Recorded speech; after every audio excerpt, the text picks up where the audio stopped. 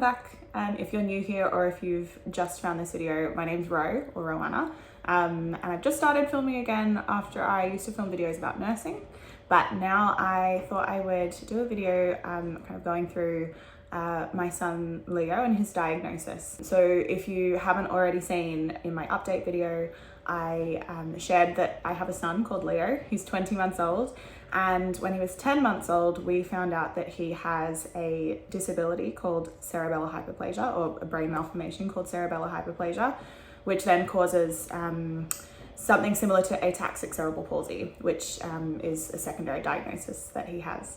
He also has a couple of other things going on with him as well. So he has some vision issues or difficulties. It's not quite problems with what he sees, but how he uses his eyes. So his muscles don't work as effectively as other kids. The kind of disease process, or the issue that he has with his eyes, is called ocular motor apraxia. So that's Leo. I thought this video I might go into more detail about how we found out that he had something different going on inside his brain, because we didn't know during the birth, we didn't know during pregnancy, we didn't really know for a long time. It was not until about 6 months old that we kind of really started investigating some things that I thought were a little bit different with his development. So yeah, I just wanted to share that because I think it's good to advocate for kids that have different abilities online. Anyway, what I thought I would do is go through some photos and share some of those with you from Leo's life, and then kind of like talk about that time of his life and how we were kind of like seeing things in that moment as well, and kind of go through some of the early signs that something was different. Yeah, I think that's what I might start with. First up, I'll start basically with the pregnancy. It was a very normal pregnancy. Nothing untoward happened. There was no gestational diabetes, nothing came up in scans that was anything different than suggested. I don't know. It was very boring, very normal. Everything was very normal. Leo's development was tracking normally in utero. His size was like tracking perfectly to his due date. And apparently, like during the scans and the 20-week scan and things like that, they checked his brain and everything looked normal in those ones as far as we were told. The only thing that really I had during the pregnancy was that I had severe morning sickness, but I think most people go through something like that at some stage during pregnancy. So yeah, in terms of the birth, it was also pretty normal. I had a spontaneous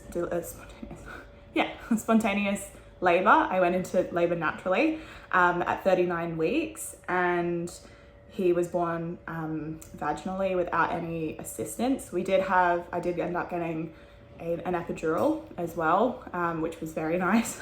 I think I have a photo of me with the epidural somewhere. I'll try and put it up on the screen. What else?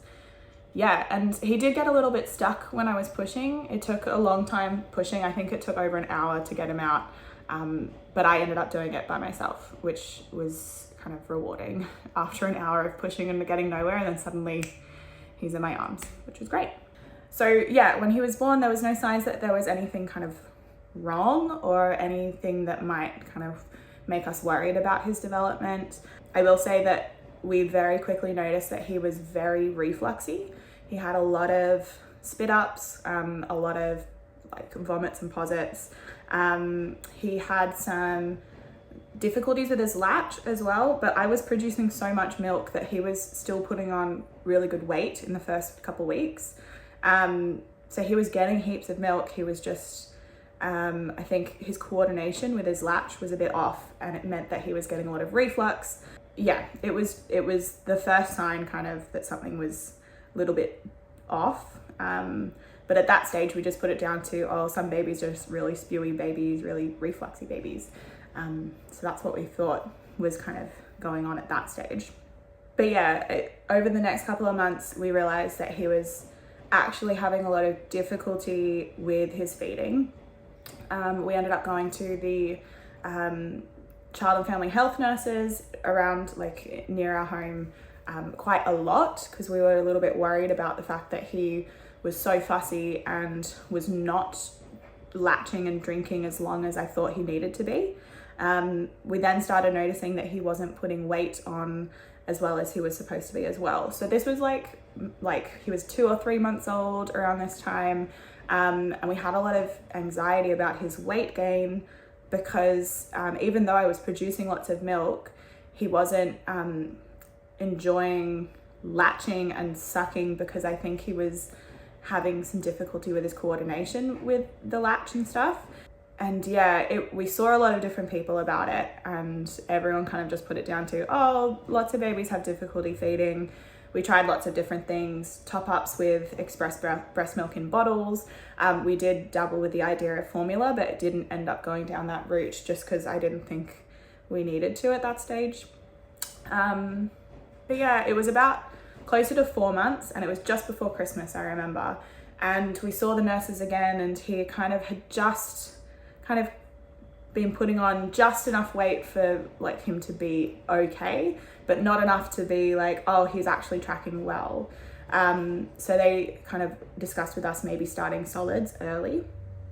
So we ended up giving him his first solids at 4 months old, which in hindsight, after realizing what kind of malformation he has in his brain, which can also impact feeding, I don't think I would have given him solids that early, because I would have been a lot more worried about aspiration and things like that. But we just didn't know, and that was the advice we were getting from the nurses at the clinic, was to maybe try solids and supplement some of that, the calories that he was needing with some of the solid foods, because he might take to that better and it might help his reflux. So we started quite early with the solids.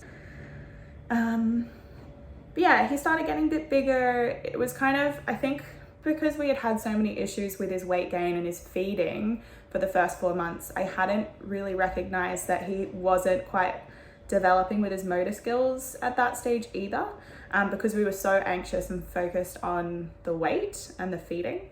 But between like 4 and 5 months, I started to realize, once we had gotten solids on board and he actually did start picking up with his weight gain, I then started realizing that he was a little bit behind with some of his motor skills.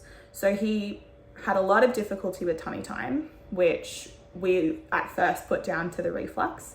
And he also had a lot of difficulty with the rolling. He did accidentally roll a couple of times from front to back, and I just thought, oh, this is him starting to roll. This is really great. And that was about 4 to 5 months. And then it just kind of stopped happening, and it didn't really happen again. He never did it purposefully. And we were just like a bit worried about it, but thought, oh, it'll happen in its own time. We were also going to Gymbaroo, which is like a baby gym class. And I was doing that weekly, and the lady that was running that kind of picked up on the fact that his motor skills weren't progressing. And that was at about 5 to 6 months as well.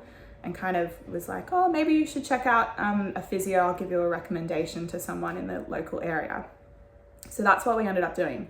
We saw a private physio kind of early on.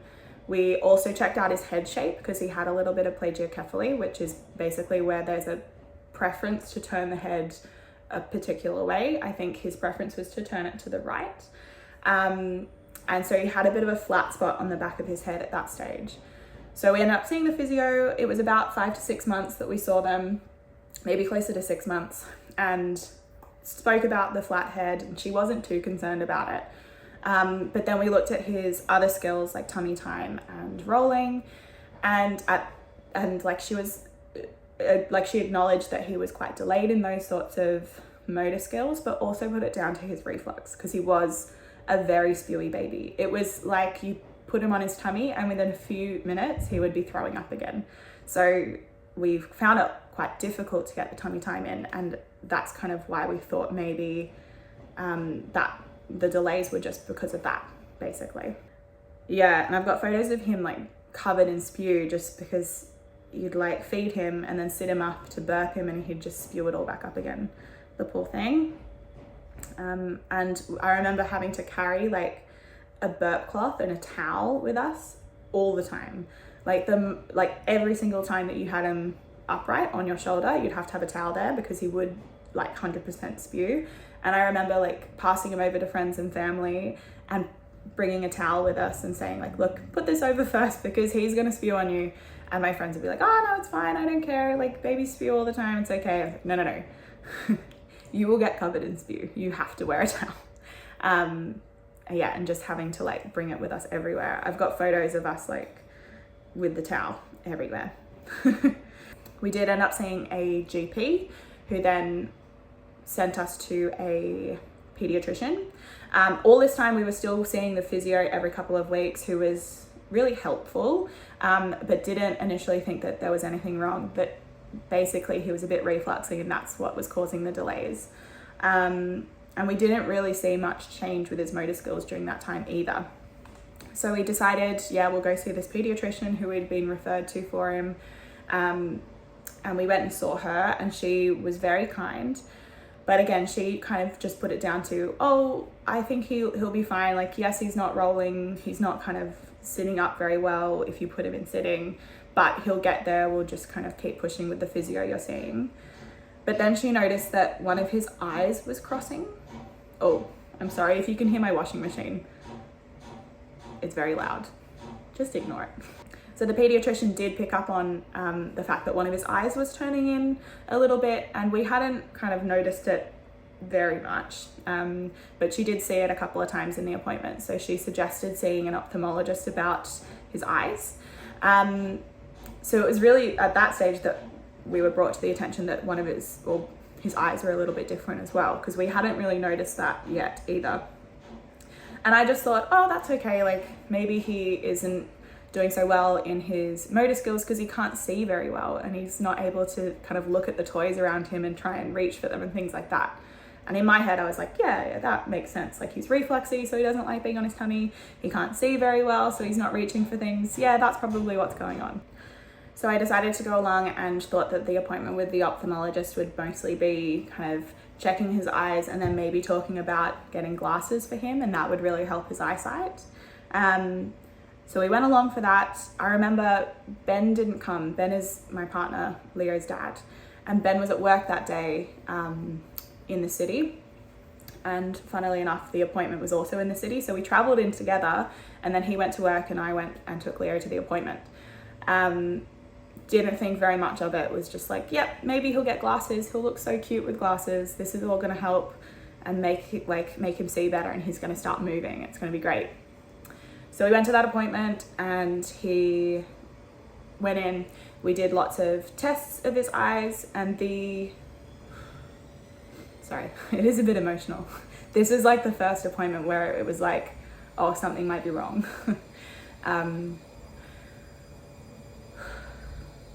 We put eye drops in so that they could have a look at the back of his eyes as well, at his retina and the optic nerve.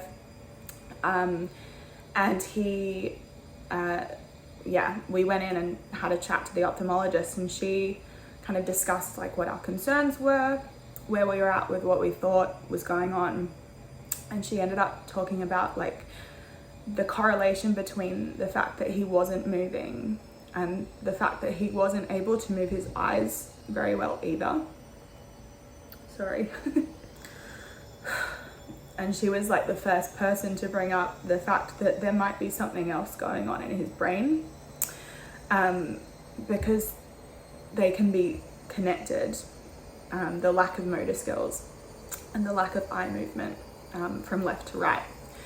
It was that appointment she also mentioned ocular motor apraxia as something that is potentially happening. She also brought in another specialist that worked with her in the same facility. Again, I'm sorry about my washing machine. It's been crazy. It sounds like it's taking off. Yeah, so she got a second opinion from someone else that worked there who was someone more senior than her. And he also agreed that there may be something going on neurologically with Leo. And he wanted to send us to a neurologist, a pediatric neurologist. And yeah, it all moved very quickly after that because it was a bit scary. And anyway, we got the referral. They sent us to a neurologist with the Children's Hospital, and we were lucky to get an appointment quite quickly. We had the initial appointment. He read through all of the notes from the pediatrician, the ophthalmologist. We had a report from his physio as well. And he had a look at Leo, looked at his eye movements and his motor skills. And at that stage, he brought up that there might be something going on with Leo's cerebellum. He talked about a condition called Joubert syndrome, which is a condition that affects the cerebellum, and there's a bit of a malformation in the cerebellar vermis, which is like the center part of the cerebellum. It also affects eye muscles and causes the ocular motor apraxia, which is quite is common with Joubert syndrome. So that was something that initially got discussed at that stage in the first appointment, but the neurologist wanted to also get an MRI of Leo's brain to make sure and to check what was going on. The neurologist did say at that stage that even if we did the scan, there's a possibility that we don't see anything on there. It might come back all normal, and it means that we'll do some other investigations like genetic testing and stuff to see if there is a reason why Leo's motor skills weren't kind of coming along, and his eye muscles. So yeah, we walked away from that appointment very worried and did a lot of Google searching, particularly around Joubert syndrome, which was the first kind of time that we were really faced with the possibility that Leo could have a severe disability. Joubert syndrome has a lot of different kind of outcomes. Even if it's not that type of syndrome, if there is something going on with the cerebellum, there's a big chance that like he could have a profound disability, not just physically, but mentally and socially as well. So we had a couple of months in that period of like a lot of worry about it.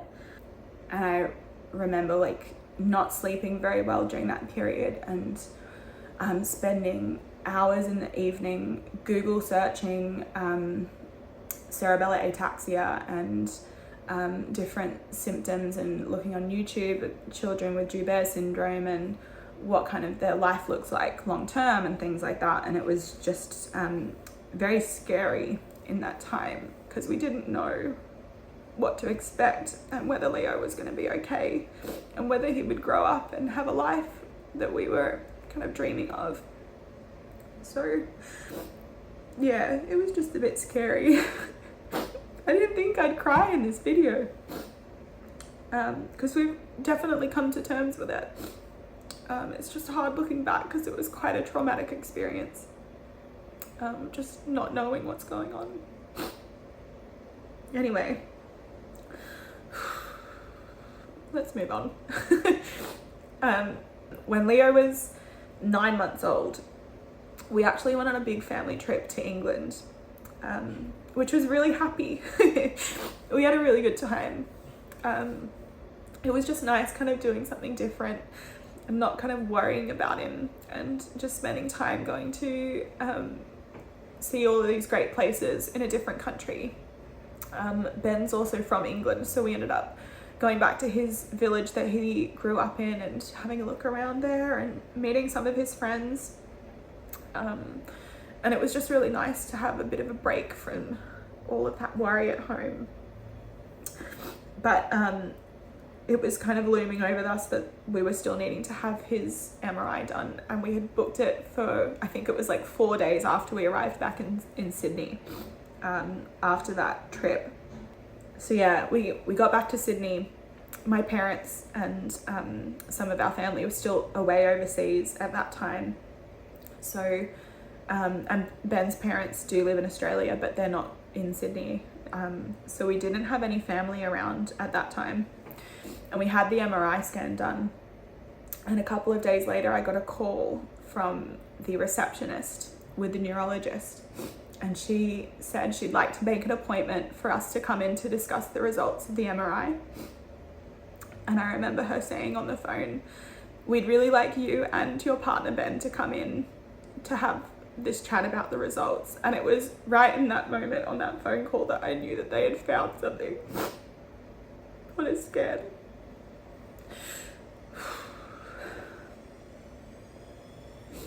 because why else would they want us both there to talk about the results?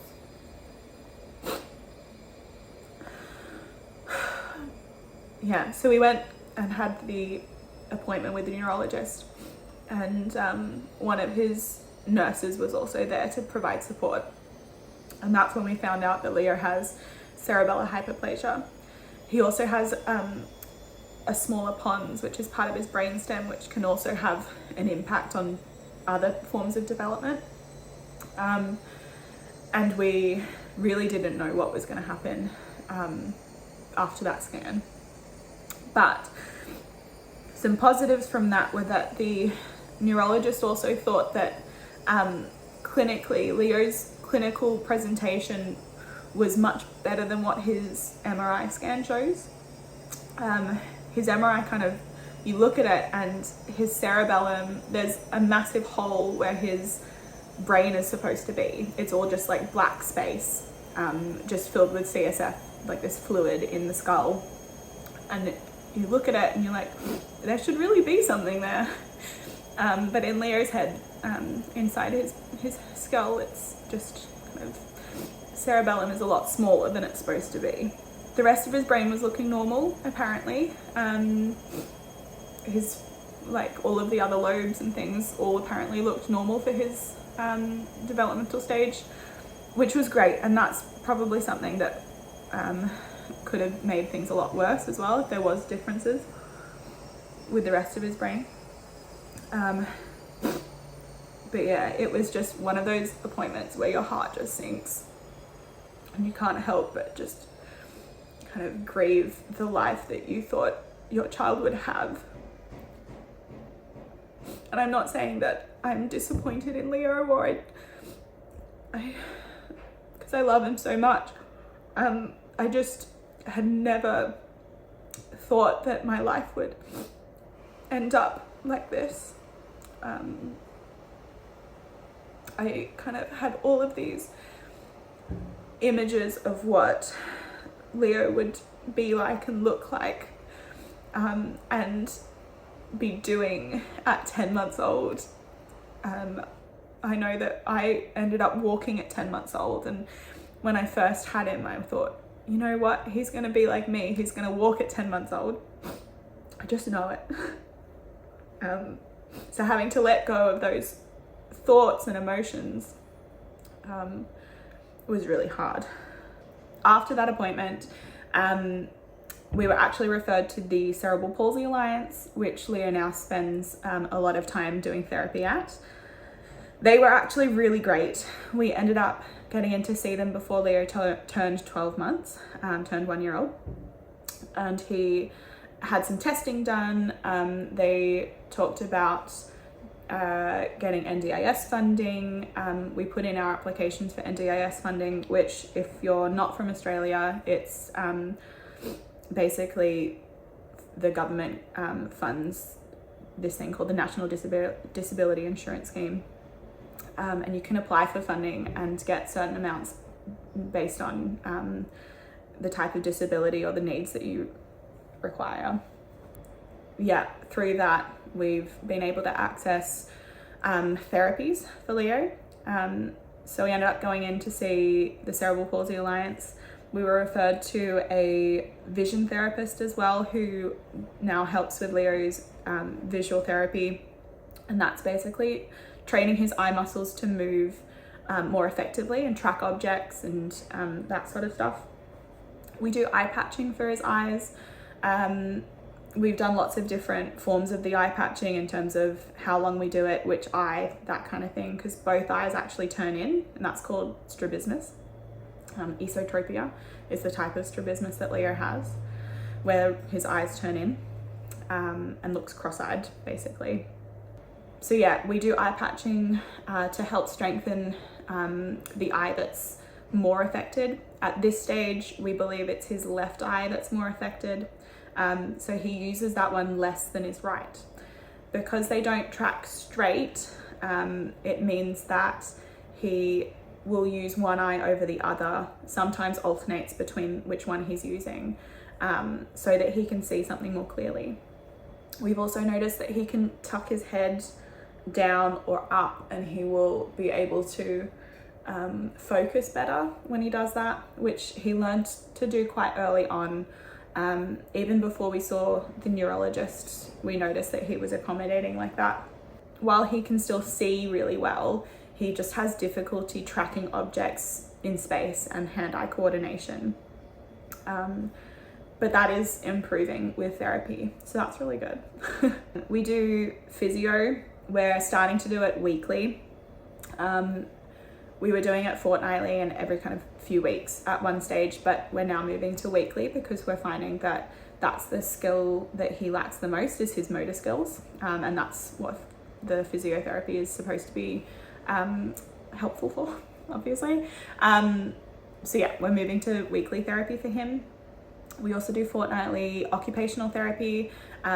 That's lots of focusing on the use of his hands, and a lot of stuff around like being able to be independent with the stuff that he's doing day to day. So things like picking up objects, feeding himself. We've got him a toothbrush that he now uses, starting to help him kind of sit better in a chair, and finding a supportive sitting position, particularly early on when he wasn't sitting well by himself. Those are sorts of things that we were working on with the OT. And he's also seeing a speech pathologist. Something that the cerebellum is also involved in is the coordination of speech and speech production. I should also explain what the cerebellum is actually doing in the brain. Basically, I should have said this earlier. The cerebellum is the part of the brain that's at the back of your head. If you feel behind your head, just at the top of your neck, that space in there is where your cerebellum sits, and it's connected to the brainstem and the rest of your brain. And it's involved in coordination of movement, balance, postural control, a lot of that kind of like coordination stuff, motor planning, coordinating speech, a lot of that kind of stuff. That's why Leo has a lot of difficulty with his motor skills, because he is not very coordinated, and he can't plan his motor patterns and his muscle movements as effectively as other children his age. In terms of speech, it's affecting his speech because it can affect the motor patterns and the speech patterns when he's wanting to say something. So it's not that he can't say the words or he can't use his mouth effectively to produce those words. It's the coordination of the speech pronunciations and kind of like getting them out at the right time and things like that he struggles with. He is actually comprehending really well, and his understanding of the things that we tell him and say around him and do with him is incredible. And I do think that he is tracking normally, if not potentially better, like in terms of like the average for his age group when it comes to his comprehension and his understanding. At least at the moment. We don't know what will happen in the future. Sorry, I went on a bit of a tangent and I should have talked about his cerebellum a lot earlier than that. So where we're at now is that Leo is sitting. He sits now and he's sitting a lot better than he used to. He is still very wobbly when he's sitting, especially if he's trying to reach for something that is a little bit further away from him.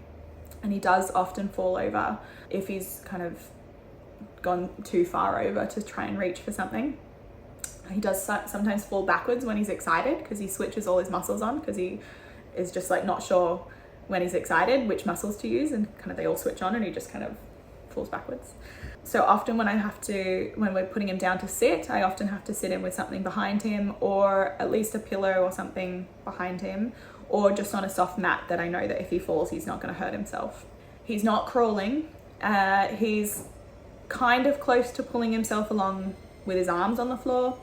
He has been able to crawl assisted in like an assisted crawler kind of device thing. I'll try and show photos and videos of that because we ended up doing a kind of physiotherapy intensive at Napa, which is a kind of neurological and physiological abilities center, and they have a couple of different spots around the world. We did an intensive with them a couple of times, one quite recently where Leo was doing some crawling in this kind of like device that supported his weight, but he was actually able to do the motor patterns, and he was doing really well with that. He does kind of push himself a little bit when he's sitting. He'll kind of move himself backwards with his hands. See if I can find a video of that as well. Is still a little bit unstable when he does that, but it is a type of movement that he can do, which is great. He really likes walking, but he's not able to do it unassisted. So if I kind of hold his torso or hold him by his hands and support with my legs behind him, he can take steps. We've got like some little harnesses that hold him up while he walks, and that's kind of helping it. Oh, I'm sorry, my washing machine is taking off again. I apologize. So he's really trying really hard and really learning all of these motor skills. He just needs a bit of help along the way. And he is reaching milestones. Like, he's now rolling really well. We have him on a floor bed, and he rolls out of bed quite often onto a really soft mat, so it's not going to hurt him. But yeah, he's definitely starting to move, which is kind of something that even like 6 months ago, we were so worried that it wasn't going to happen. He eats really well. He's starting to feed himself his food, which is has taken a while to get to. Yeah, he's just doing so well. He's starting to say a few words. He doesn't say them very consistently, but he does communicate really well. He will look you right in the eye, he will listen to what you have to say, and he tries to communicate back to you in whatever way he can, whether that's kind of saying a word, doing a sign. He knows some of the signs as well in Auslan, or just kind of like saying something or doing something to indicate that he's understood you or that he agrees with you. His communication is definitely coming along. Yeah. He's otherwise just a very happy, cute kid. He is very social. He loves lots of people. He will say hello to you, like he'll wave and say hi if you're waving. If you say bye, he'll wave back. He loves buses. It's one of his favorite things, buses and cars. If we just spent half an hour sitting at a bus stop watching buses come and go, it would just be like the best day for him. He loves it. He's very cheeky. He will laugh incessantly when he does something cheeky. Like the other day, he was having a bath with Ben. I'll try and find the video of it. And he was getting his cups that we have in the bath to like wash his hair and stuff. And he was like flinging water out at Ben outside the bathtub and just cackling with laughter. If I can find the video, I'll put it up now. No!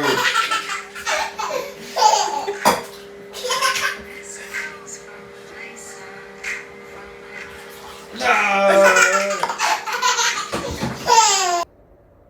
But yeah, I guess to wrap up this video, which has been very long, and I'm so sorry. If you've made it to this point in the video, maybe comment down below a little star emoji or something, just so I know you made it here. And if you have any questions about Leo or me, I know I haven't talked about my nursing stuff in this video, but I think it's mostly about Leo at this stage. But if you have any other questions about Leo's development or anything about the cerebellum, cerebellar hypoplasia, cerebral palsy, ataxic stuff, yeah. I might do another video explaining specifically about cerebellar hypoplasia rather than Leo's specific journey. I do have an Instagram page, which I don't post very much on, but you can follow me anyway. It's just Roanna Jane on Instagram. Leo actually does have an Instagram if you wanted to follow him, and that's where we update things about his kind of developmental milestones, things that we're working on, just stuff to advocate for him and his abilities. If you want to follow along, I'll leave a link down below in the description, but it's leo.unstoppable on Instagram. So if you want to follow him, you can. It'd be nice to see you guys over there, and you can watch some more videos and photos of him as well that I posted there. So yeah, well worth the follow if you want to. But yeah, I'm sorry if this was a very long video. I'm sorry I got a bit emotional. But yeah, it's nice to be back on here. I'll see you guys in another video. Bye.